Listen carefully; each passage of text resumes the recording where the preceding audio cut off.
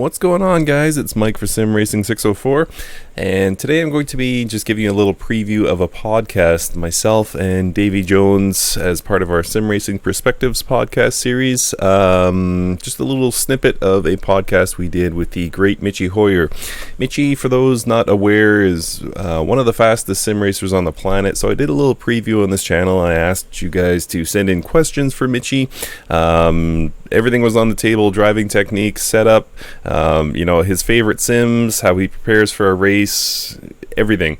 And you guys came through. You had some awesome questions. We did our best to ask all of them to Michi in the time we had allowed with him. As well, we did a live stream and we were taking your questions live. So the whole thing was really awesome, and there's a lot of really valuable information that Michi was nice enough to share. So make sure you go subscribe to Michi's channel, because he gives away that kind of knowledge for free just about on a daily basis. He goes through his setup process and things like that for his various high level sim racing races, and you can learn a lot just by watching how he drives and things like that. But here's a little preview of the podcast.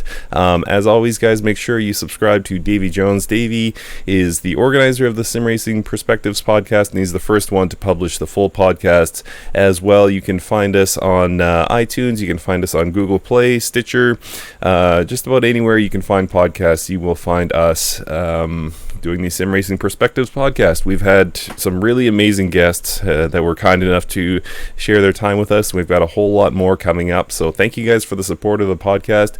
Enjoy this preview with Michi Hoyer taking your questions, and head on over, follow the link to head over to Davey Jones to see the full podcast. Thanks, guys. Enjoy. It brought me up to P11, which meant I was going to be in the top 20 shootout for the top 5 to proceed in the finals. Yeah. And back in the day, then the qualifying went extremely well. I started 5th or 4th.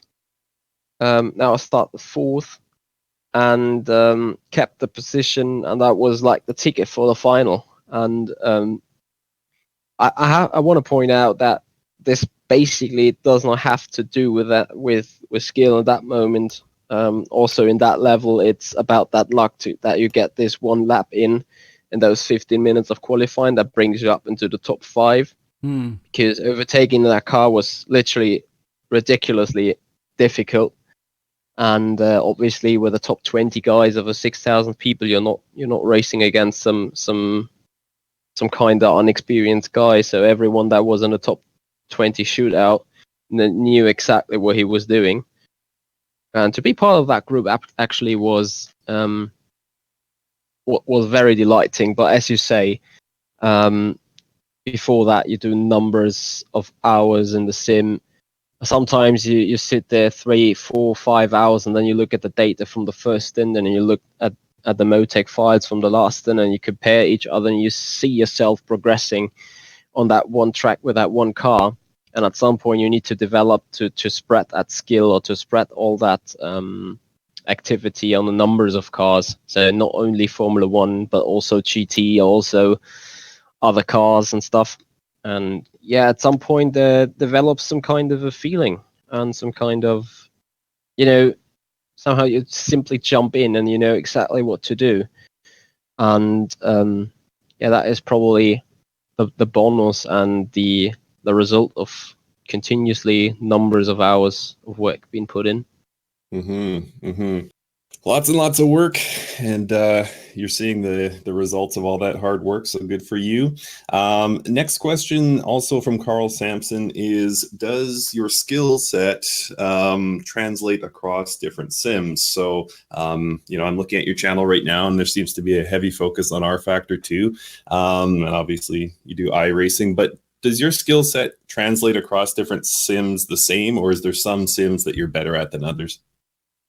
The clear answer is that is no. It just does not transfer from one sim to another. And as you mentioned, my channel, yes, I'm a heavy R Factor 2 guy. Like, this is the sim where I feel the best, or where I feel comfortable with the most.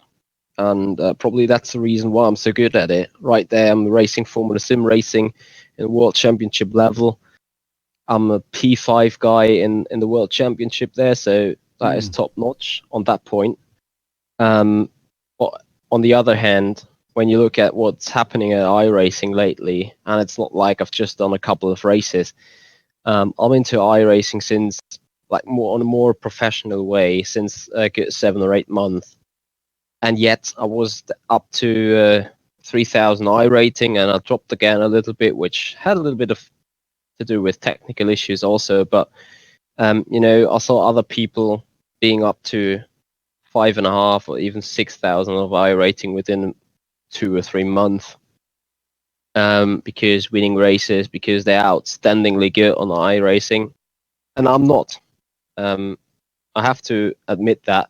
So it was just this week where a former teammate of mine, Pascal Sturgis, who is running the Blancpain or the VRS Sprint Series or Endurance Series on World Championship level. So he has that World Championship Pro level license, and he was in the IMSA Sports Car Championship. And I haven't had a bad run at all. Like, I was feeling comfortable with what I was doing, and I felt like operating at the level where I should be operating. And I came fourth, but after 45 minutes, I had a 30-second gap to Gerges. So on iRacing, I'm missing a mile on pace. And now people can start arguing whether whether I'm really that good, because something that makes real aliens the aliens is that they are good in wherever they are. So Martin Stefanko, obviously, he's a teammate of AZ at Saxpeed. He raced the World Championship with me last year, got the first win for the team. I didn't get it. He also races Assetto Corsa Virtual GP. He's current reigning champion there. Had a drive in a real Formula 2.0 around Most or Brno. I've kind of forgot where it was. And now he has been picked up by the Haas F1 team for F1 Esports Series. So he's proven himself to be quick in all 3 sims.